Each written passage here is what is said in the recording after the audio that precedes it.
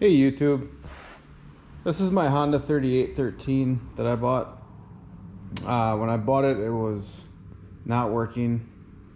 It had at least 2 or 3 flat tires and it didn't run at all. And a common problem with these is mice get into the timing cover where the timing belt is, and then the timing ends up skipping cogs, and then it won't run. I wish I would have filmed this. I didn't get my GoPro until after I completed this, but I got it running. It's a lot of labor. You still can get parts for these. You can go with Honda lawnparts.com. You can go with Parts Pack, boats.net. There's several of them if you just search. You can get the timing belts. I think they're around 35 bucks for it. And then a common question with these is, do you have to pull the engine to do the timing belt? You don't have to. You can take the dash, the battery tray out, and you gotta take this panel off and this panel off, because you gotta get at the drive shaft. The drive shaft goes through the underneath into the timing cover, so you have to take all that off. But it sounds worse than what it is. It's just a few bolts. There's I think 2 under the seat, 2 right there. Take the seat off, and you take the engine out. You gotta pretty much drain the coolant and leave the radiator in, or if you can take the radiator with it. I don't know if you can. I've done the 4514 that I own, and I've done this one. The timing belts are very similar, if not the same. It could be the same part number.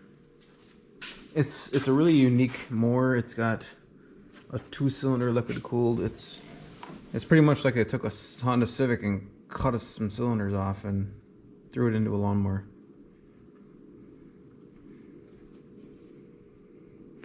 In my opinion, this engine's smoother than the 4514. I don't know about the 18, but recently I was cutting with it and I was having problems with it, spitting and sputtering. And then when I got it back in the garage, it was spitting out gas or the carb. There's an overflow. This one is overflow right here. It goes all the way down to the bottom to this box. So I bought a new carb for it, a cheap one. It's actually right here. So I'm gonna be putting that on there and seeing how that works. The problem with these is the original carbs, you can't replace the seat. It's got a plastic seat inside the aluminum body, and you can replace the needle, but the seat is part of the carb. So if it had a lot of ethanol in it, it might have shrank the plastic seat. So you're kind of out of luck there. I don't believe the carb is available. Oh yeah, I think it is on this one, but I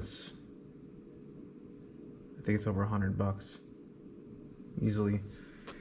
I'd have to check it, but I just went with the cheapy one.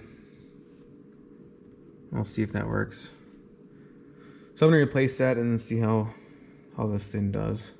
Otherwise, before it started doing that, it was working really good. It's a really well built mower. I think it's late 80s. So I'll do a time lapse on the carb, then we'll see how it works.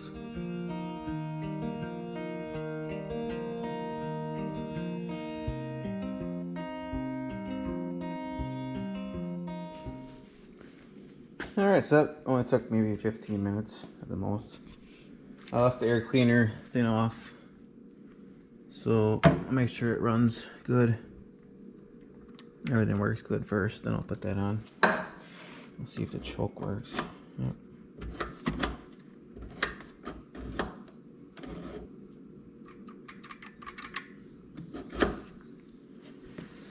So this thing's got a fuel pump on it. I'll show you how it drives after I get it going here.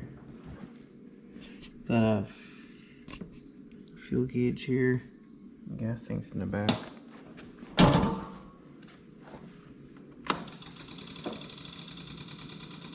So that's the fuel pump, pumping it full.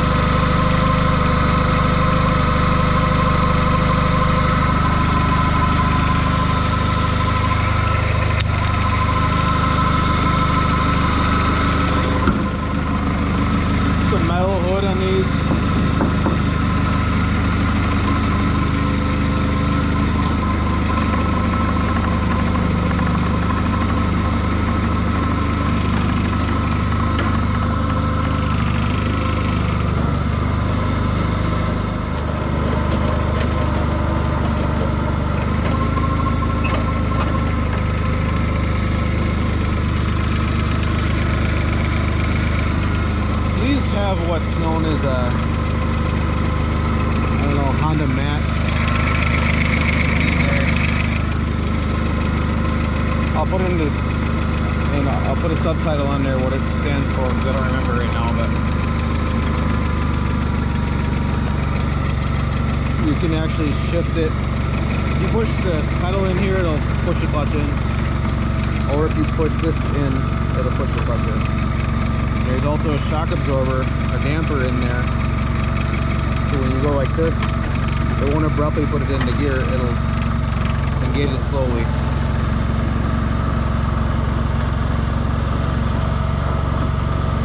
So when you go like this, it'll stop it, and it'll engage it. Or you can hit the pedal. You hit the pedal all the way to put the brake on.